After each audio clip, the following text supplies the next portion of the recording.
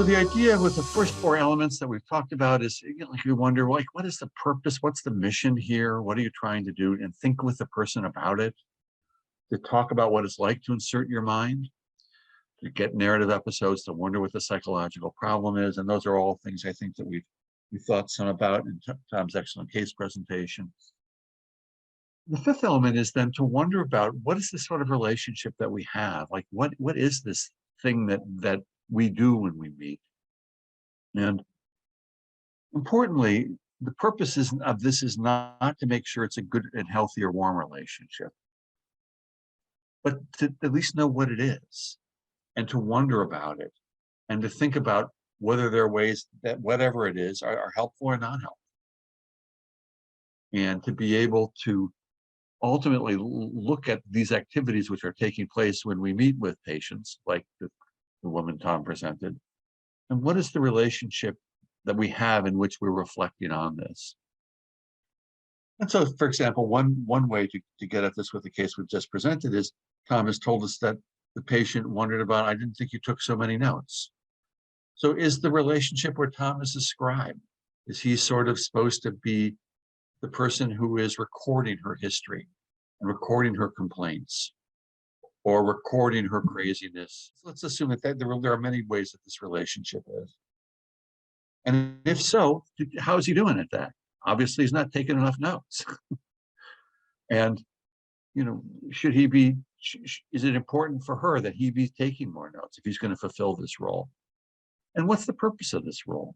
As the person who's the scribe, let's say that's what's happening, who's he supposed to share this with? Is he going to get in trouble if he shares it? Because it seems like he got in a little bit of trouble by sharing some things.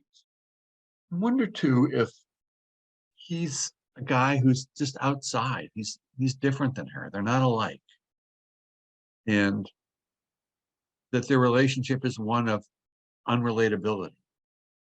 So I put myself again, Tom, in your shoes. I'm trying to relate to her.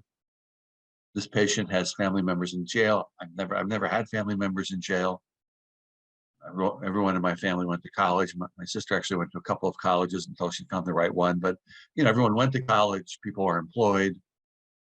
And I wonder if there are ways that she understands you to be different. You went to college. You have a job. Perhaps undoubtedly there are a number of loved ones in your life. And I wonder if you're a kind of person who's just so different. You're the doctor, and doctors are not the same kind of beings as her. Sometimes when she's yelling at you, I wonder if you're supposed to be a punching bag. If you're supposed to absorb all her anger, and she gets to tee off on you and yell and scream and carry on. Again, this is this idea I have of indulgence, which maybe is a wrong idea.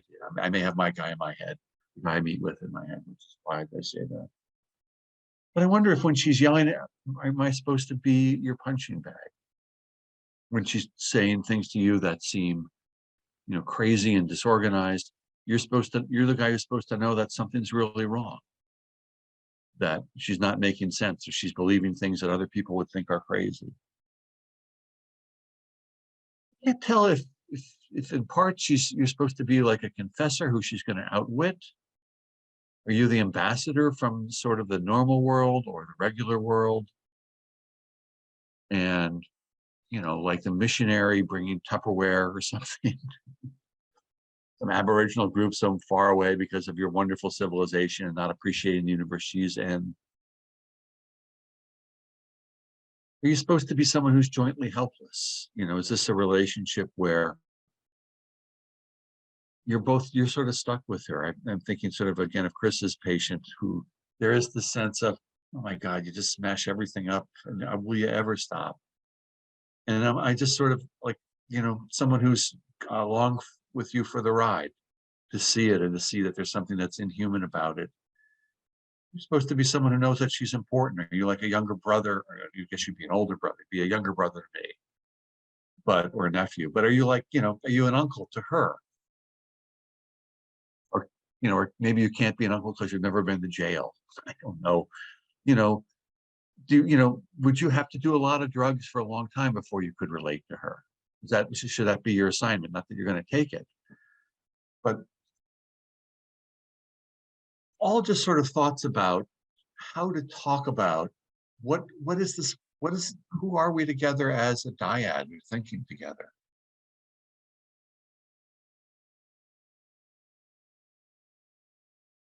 So, like, what is it really like to talk to me? And this guy says, forgive me because I've probably told this story before, but he says, you're like seeing the dean.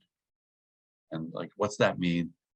You're the guy who's going to hand down the punishment. And I'm like, so what am I supposed to do as the dean? What do you come to see the dean for? And he goes, well, you don't ask the dean for anything. You go to the dean to see what he's going to do. So I see you and I wait for see what you're going to do. And I mean, it was so interesting that it brought out that it was a very passive relationship. I was a very powerful other. My motives were inscrutable, and I seemed to have a threatening quality. So I told him, I don't like this role you've given me.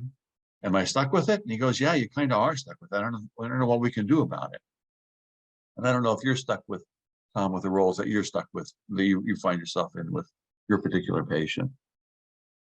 So I ended up saying to the guy, I said, all right, so there's got to be something we could do. Now, maybe it's nothing we really can do, but what in the world could we do so I didn't have to be the dean anymore? Because I don't want to be the dean. And it's like, yeah, I know what we can do. We can go to Las Vegas, the gambling capital of the United States, of course. Like, oh my God, I say his name. It's like, okay, Joe, all right, we could go to Vegas, but there are some problems here. And he goes, yeah, I know. I said, no, they're real problems. First of all, I know you like to gamble and I hate gambling. Gambling makes me anxious. It's no fun for me. He goes like, all right. I said, but there are more problems than that. I love to drink and you can't drink because you have alcoholism. He's like, okay. And he says, no, but there's a solution. And he basically says, we'll go to shows and look at pretty women dancing. I was like, okay, Joe, you've solved our problem. So as soon as we get this trip going, then I don't have to be the dean. But until then, I guess I'm sort of stuck. And he laughs and then, but it sort of opens something up for sort of the possibility of relatability. And because you can't really reflect with someone if you can't relate somehow. And I feel like one of the key characteristics in Tom's presentation is that the patient presents with behaviors that are completely unrelatable. Like none of you would have gotten through graduate school if you acted like that. You wouldn't keep jobs. You wouldn't, you'd all be in jail if apparently the relatives of the patient. So it's hard to relate to that life. And so this guy and he imagines we could be in Las Vegas and go to shows. So, all right, okay. We at least have something. And it's kind of becomes a point of a joke, like, well, when are we going to get to Las Vegas together? I think being able to talk about the unrelatability seems like it offers, even if you're not fixing it, it offers sort of deeper sort of things. And I don't know, Tom, what this woman pulls for you. It seems like there's some deep sympathy that she needs someone to be on her side. I don't know if that's pulled for in this.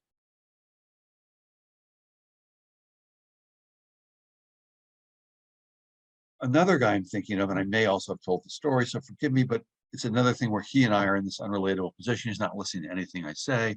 Everything I say sounds like hollow doctor talk to him. Like, don't do bad things, do good things, you can do it. Here's a coping skill. And it seems very superficial. And I finally say to him, and he's a guy with a significant drug history, look, I think this isn't going anywhere until I go out with you and we do a lot of drugs. It just cracks up. And looks at me like, and I'm like, no, we're not going to go. I don't do drugs. Even if I did, I couldn't do them with you. We're not doing drugs. But that's what it would take. And it gets to being able to talk about that. There's something about us that makes this distance so that reflection is not possible.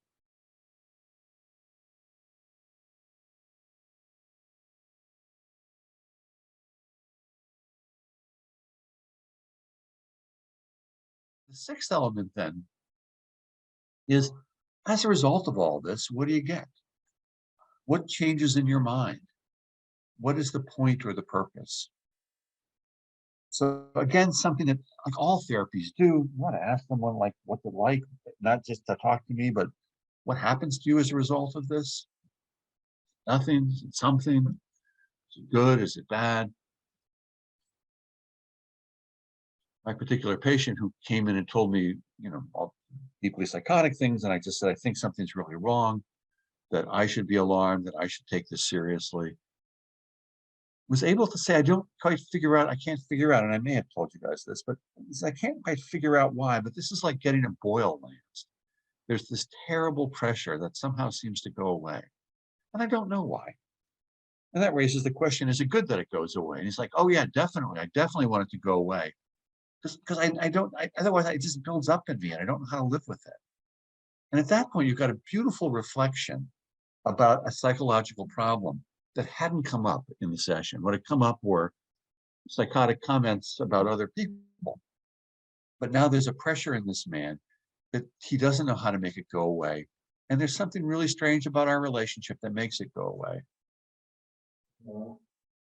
It's interesting. But he also is not sure what to make of me. I don't get very far with what is my role, other than I'm someone who's hospitable and respectful to him. And he gets something he wants because I make coffee, I listen to him, I share thoughts only after asking, if it's all right to share them. And that seems to make a big difference. So if we look at Tom's patient, I kind of want to ask her, even if the session appeared to have been great or if it was awful, what it was like. And this is, I think, is an important opportunity. So if there's a kind of closeness that's growing, that's scary, that can get voiced. So it's like, yeah, this went really well. I feel like I'm feeling more confident in myself. I'm feeling like, whatever. Well, is that good or not? Is that or is that something expected? Are you happy that happened? I saw a guy this week, and he had an experience to do with caring for his home, where he was highly successful at getting a job done and getting it at a reduced price. And he's like, I feel competent. And he talked about how this is such at odds with so much of his life where he never feels competent, where other people do things for him. And he's like, yeah, I did this on my own. And when we talked about it, he goes, yeah, I'm discovering I can do things on my own. And it's like, so is that good? And he goes like, well, no, not necessarily. What if I lose my pension? What if everything collapses? Like this is not that great, kind of, he says, more or less, while laughing at the same time. And he's like, are you going to be on my side if there are bad consequences for getting healthy? Because you're kind of provoking this, saying to me. But so we have this thought then about not just what's going on, but what changes happen in him? What's it like? My goodness, this one man I remember who just would spout hate speech, and it was so difficult to think about his life. And what he ended up saying is, it feels good to have a spout, which I don't even know what that spout, I assume that means to have a catharsis. Feel good to vent, to scream, to yell, to holler. And I'm like, what would make it feel good? And is it good that you do that? He goes, no, it feels great because it doesn't happen anywhere else in my life. Everywhere else in my life, the pressure is just building and I'm like dissolving inside, more or less is what he says. I think this requires permission to not pat you on the head, to notice that you're not helping, that it seems like, you weren't on a particular day, or you didn't get to talk about a certain thing. I always want to know if someone is surprised by if the session goes good. I don't ask the question entirely blankly, so if it feels like it's been a very cathartic session, I don't want to ask in a neutral way, how was it?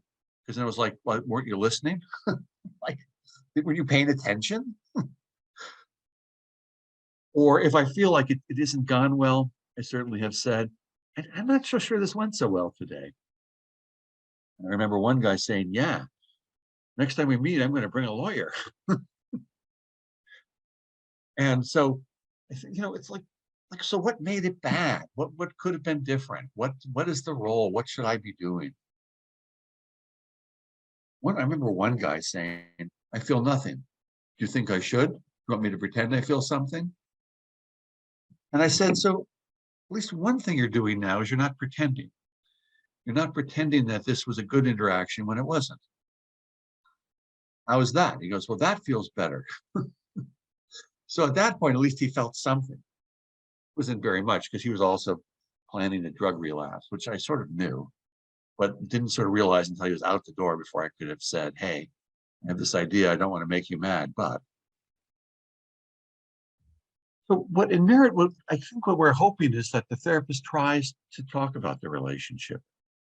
In this video, one of the things we would have learnt is that when one spent time with Paul, his theory was so much more than sometimes the elements in his writing. Essentially, his approach was synthetic, in which he related to the humanity of both the individual and also brought the relationship between therapist and patient into the room, providing meaning for the patient to make sense of their own lives.